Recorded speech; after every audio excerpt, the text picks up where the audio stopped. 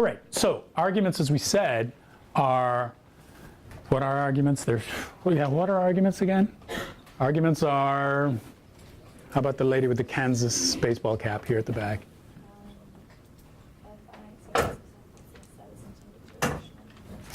Perfect, perfect, perfect. So it's a finite sequence of what? Of sentences.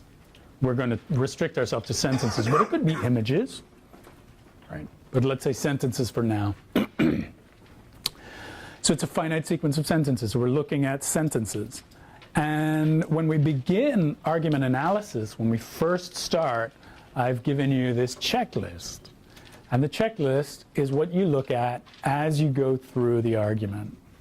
So we'll say first, as you go through and you look at each sentence and you say, is this a premise? Is this introducing factual evidence, or does it mention some shared assumption? So is this sentence a premise? Is this sentence responding to an objection?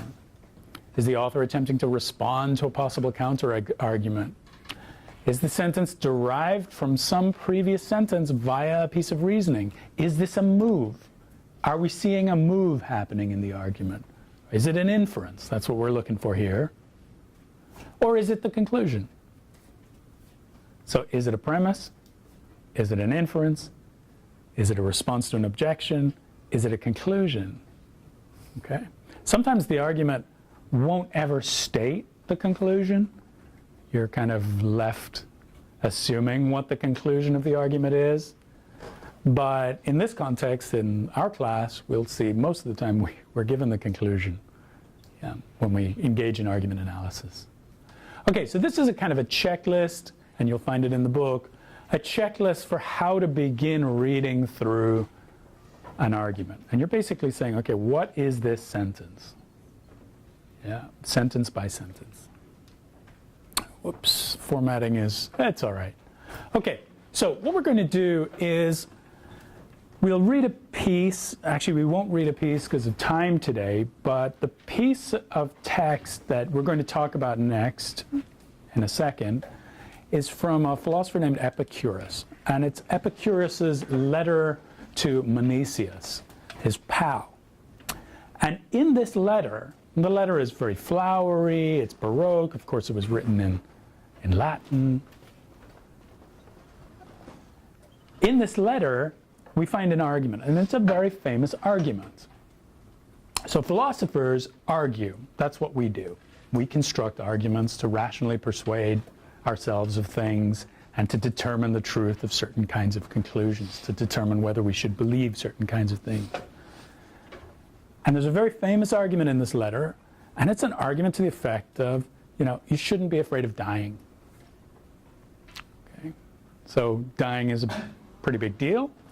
We're concerned about our own death to some extent. Yeah. But Epicurus provides an argument to his friend Menesius that death should not be feared. We shouldn't be afraid of death. Okay. Now, if that's true, that's important, I think, right? It's a pretty important thing. I think most of us are, to some extent, afraid of dying, right? Some of us aren't. It's not the worst thing in the world to die, presumably, if you, on reflection, right? There are plenty of things you would die for, right? Lots of things that you would die for. You'd die for your family, you'd die for your country, you would die for some important principles, etc. Most likely. Maybe you wouldn't, but most of us probably would, right? There are certain important values that we would die for. There are certain kinds of fates that are worse than death that we wouldn't want, right? Yeah? Okay. So death isn't always the worst kind of thing, but it's a pretty big deal. It's kind of like the end of things, yeah? So you don't get to make any more choices when you're dead, okay? And generally speaking, I think death is something we want to avoid as much as possible, yeah? But should we be afraid of our own death? This is the question. And these are the kinds of things that philosophers have concerned themselves with. So Epicurus is writing, what, like 2,200 years ago, 2,000 some years ago, writing to his friend, and they have to figure this out for themselves. Do we think that death is something to be feared or not? Reading the letter, I won't put the letter up But reading the letter is difficult because you have to interpret, you have to figure out line by line using your checklist. Is this a premise?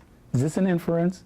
Is this the conclusion? I've given you the conclusion, right? It's a difficult thing to do with texts often, especially older texts, but also even contemporary informal texts. It's difficult to find.